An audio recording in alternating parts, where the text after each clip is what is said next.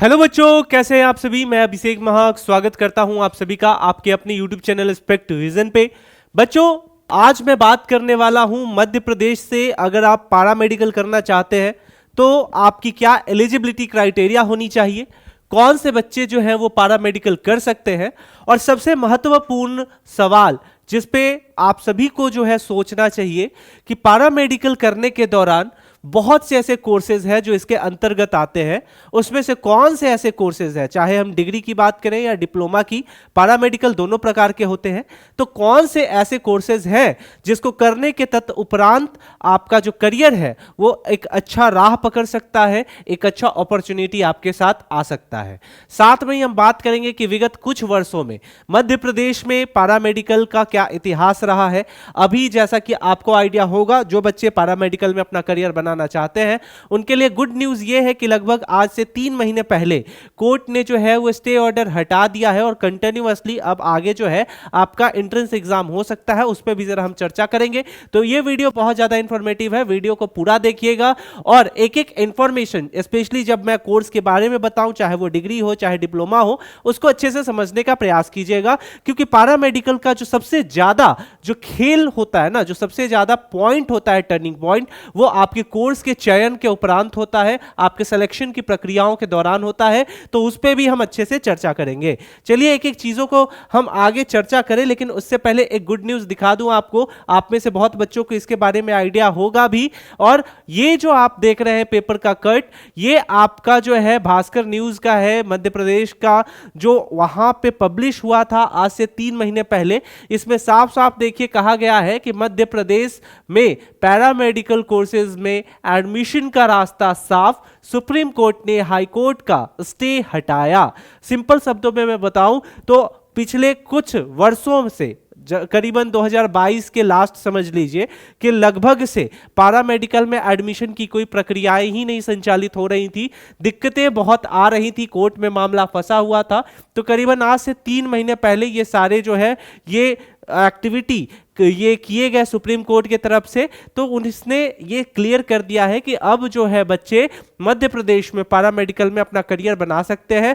ये चीज आप वीडियो रोक करके आराम से पढ़ भी सकते हो, या फिर 14 जुलाई का ये जो पेपर है आपका, लगभग ये भी आप देख सकते हो। ये आज से 3 महीने पहले का पेपर का कटिंग था। इसमें साफ साफ कहा गया था कि हाईकोर्ट ने 14 जुलाई को पैरामेडिकल काउंसलिंग द्वारा 166 संस्थानों को 2023-24 सत्र के लिए कोर्स शुरू करने की अनुमति देने का आदेश पर सवाल उठाते हुए कोर्ट ने कहा था कि जब इन संस्थानों को मान्यता 2025 में दी जानी है तो वे 2023-24 में कोर्स कैसे शुरू कर सकते हैं। पूरा मामला यहां से उठ करके जो है खड़ा हुआ था और काफी ज्यादा प्रॉब्लम क्रिएट हुआ था। लेकिन आफ्टर ऑल अब आपका जो है एडमिशन की प्रक्रिया स्मूथली चलेगी। तो इसमें कोई जो है ये दो राय की बात नहीं है। इन सारी चीजों को जब अच्छे से आप समझ जाते हो तो आइए जरा हम बात करते हैं जो हमारा मेन टॉपिक होने वाला है कि जो बच्चे पैरामेडिकल करना चाहते हैं उनके लिए कौन सा कोर्स बढ़िया होगा। और सबसे खास बात कि वो बच्चे जो आप अपना 12th क्लियर कर चुके हैं, 10th क्लियर कर चुके हैं,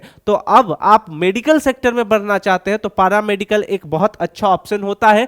इसलिए होता है क्योंकि काफी शॉर्ट ड्यूरेशन में हो जाता है, 3 से 4 साल का कोर्स होता है और साथ में ही थोड़ा सस्ता कोर्स है इन कंपेयर टू नर्सिंग। ठीक है, तो ये आपके लिए एक अच्छा ऑप्शन होता है। यहां पे मैं सबसे पहले बता दूं कि पैरामेडिकल की अगर मैं बात करूं तो यहां पे आपका 2 कोर्स निकल करके आता है। पहला डिप्लोमा होता है, दूसरा जो है आपका डिग्री कोर्स होता है। डिप्लोमा में एक चीज याद रखिएगा, जितने भी कोर्स होंगे वो डी से स्टार्ट होंगे। एग्जाम्पल के लिए DMLT, DRIT, DOT, DPT, इस तरीके से आपका ये सारे कोर्सेज हैं। ये देख लो आपका जो है 2 वर्ष का कोर्स है। यहां पे DMLT आप देख लो, ये सारी। लेकिन अगर मैं क्लियर कट बोलूं आपको, अगर आपके पास समय की पाबंदी नहीं है तो आप जो है डिग्री कोर्सेज के साथ बढ़िएगा, ना कि डिप्लोमा कोर्सेज के साथ। सबसे पहले मैं बता दूं डिग्री कोर्सेज में क्या क्या होता है। तो डिग्री कोर्सेज आपके 3 से 4 वर्ष के होते हैं, जिसमें आपका लगभग इंटर्न भी शामिल होता है। अब अगर डिग्री कोर्सेज की बात करें तो ये जनरली आपका बी आपका स्टार्टिंग लेटर होता है, बैचलर से स्टार्टिंग होता है, जिसमें एक बढ़िया कोर्स देखने को मिलता है। BMLT, BPT, BSc radiology, BSc operation theatre technology, जिसको आप BTT भी बोलते हैं या BOTT बोलते हैं, BSc एनेस्थीसिया, BSc ऑप्टोमेट्री और भी बहुत, कार्डियोलॉजी, ये सारे डिपार्टमेंट जो होते हैं काफी जो है काफी बेहतर डिपार्टमेंट होता है। तो इन सभी चीजों पे आपको रिसर्च करना है और हमारे चैनल स्पेक्ट विजन पे भी जाके आप देख सकते हैं कि पैरामेडिकल के कितने टाइप ऑफ कोर्सेज होते हैं और उस कोर्सेज का क्या फ्यूचर है, क्या सैलरी है। तो ये सारी चीजें आपको हमारे चैनल पे मिल जाएगी, तो स्पेक्ट विजन पे आप जाकर के जरूर देखिएगा।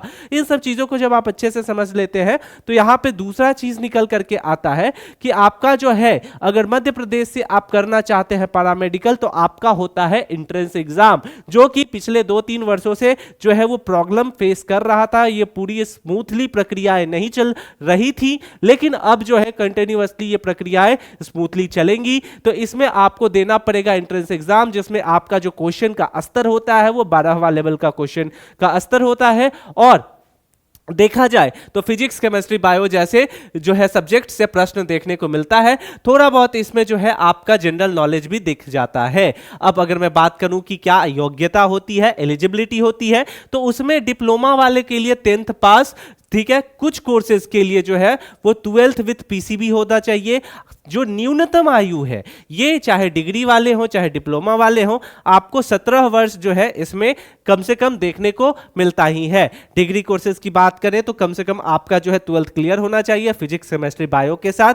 कोई कोई ऐसे कोर्सेज होते हैं जिसमें मैथ्स की भी डिमांडिंग होती है। मिनिमम अगर बात करूं कि आप क्या क्वालिफिकेशन होगा आपका यहां पे, तो आप 12th तो क्लियर होने ही चाहिए, लेकिन टोटल एग्रीगेट मार्क्स की अगर मैं बात करूं तो 40 से 50% खोजता है, जिसमें आपको जो है कैटेगरी वाइज थोड़ा बहुत रिलैक्सेशन देखने को मिलता है। फी स्ट्रक्चर की बात करूं तो यहां पे आपके पास 2 ऑप्शन निकल करके आते हैं। पहला ऑप्शन आता है आपका गवर्नमेंट, दूसरा आता है प्राइवेट। एक चीज अच्छे से याद रखिए कि गवर्नमेंट का जो फी होता है इन कंपेयर टू प्राइवेट वो थोड़ा सस्ता होता है, और थोड़ा कहने का मतलब है यहां पे मल्टीपल में जो है आपका फी स्ट्रक्चर भागेगा अगर प्राइवेट में जाइएगा तो यहां पे इन सारी चीजों को आप अच्छे से ध्यान दीजिएगा। हालांकि गवर्नमेंट में आपको यहां पे अगर ये एस्टीमेट की बात करें तो इसको इग्नोर करो, क्योंकि आप आने वाले समय में जब आपका एडमिशन होगा नए सत्र में तो उस समय थोड़ा बहुत ऊपर नीचे प्राइस देखने को मिल जाता है। वही अगर बात करूं जॉब अपॉर्चुनिटी की, तो इसको करने के बाद आपके पास जॉब अपॉर्चुनिटी भी देखने को मिलेगी, जैसे lab technicians, radiographer, operation theatre technicians, ठीक है। इन सारे पोस्टों पे आपका जो है वो आप जो है जॉब अप्लाई कर सकते हो। कैसे होगा, कौन सा एग्जाम दोगे, तो इसके लिए हर वर्ष एम्स जो है वो सीआरई टाइप का भी एग्जाम कंडक्ट कराता है, या फिर पैरामेडिकल रेलवे में कर सकते हो, पैरामेडिकल इंडियन आर्मी में कर सकते हो। तो आपके लिए बहुत सारा रास्ता खुल करके निकल करके आता है। बस आपको एक अच्छा कोर्स का चयन करना होगा, जिसके माध्यम से आप अपनी जो पैरामेडिकल की स्टडी है उसको कंटिन्यू करोगे। तो आप देख सकते हो कि आईसीयू इमरजेंसी टेक्नीशियंस, ये सारे जो है ये पद है, इस पद पे आप जो है नियुक्त हो सकते हो। अगर एरिया की बात करें तो एरिया आपके सामने बहुत निकल करके आता है, जैसे गवर्नमेंट हॉस्पिटल हो गया, प्राइवेट हॉस्पिटल हो गया, डायग्नोस्टिक लैब्स या सेंटर्स हो गए, उसके बाद CT scan centres, MRI centres, ठीक है, रिहैबिलिटेशन सेंटर, इन सभी जगहों पे जो है आप काम कर सकते हैं।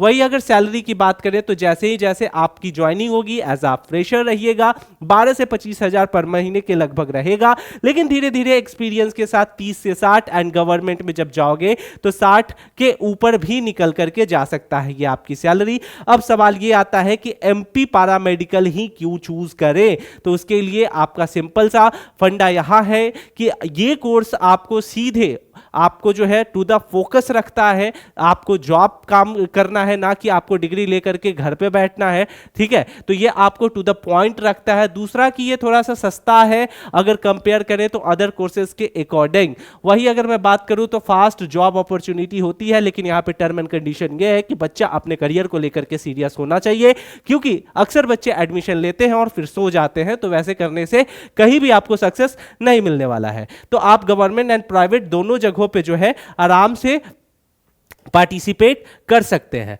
अब इन सभी चीजों के बाद मैं आपसे रिक्वेस्ट करूंगा बच्चों कि ये आपका व्हाट्सएप ग्रुप है, इसका लिंक डिस्क्रिप्शन में है, इससे आप सभी को जुड़ जाना है, ताकि आपके एग्जाम से जुड़ा हुआ जितने भी महत्वपूर्ण जानकारी है वो सभी आपको सही समय पर प्राप्त हो सके। और इन बातों को आप अब ध्यान में रख लो कि आपका जो है 2025 खत्म हो चुका है, तो चाहे आप पैरामेडिकल का एग्जाम दो, चाहे आप एम्स का एग्जाम दो, चाहे एमएनएस का एग्जाम दो, या फिर नीट का एग्जाम दो, कोई भी एग्जाम देना है, अब कंटिन्यूअसली आपका मार्च अप्रैल से एग्जाम होना स्टार्ट हो जाएगा। तो 3-4 महीने बचे हुए हैं आपके पास, अच्छे से स्ट्रेट होकर के प्रॉपर पढ़ाई पे ध्यान दीजिए, क्योंकि अगर 3-4 महीने ध्यान दे दोगे तो आपको एक अच्छा कॉलेज मिल सकता है। अभी कंटिन्यूअसली स्कॉलरशिप भी स्टार्ट होगा, लेकिन उसके लिए आपको एक अच्छा स्कोर होना चाहिए, एक अच्छे कॉलेज में आपका एडमिशन होना चाहिए। तो इन सभी बातों को ध्यान में रखिए। थोड़ी बहुत मौज मस्ती कीजिए, लेकिन ऐसा नहीं है पूरा बंद कर देना है, मौज मस्ती कीजिए लेकिन पढ़ाई भी कीजिए। आई होप कि ये वीडियो आपके लिए इंफॉर्मेटिव रहा हो। मिलते हैं अगले वीडियो में, तब तक के लिए स्टे सेफ,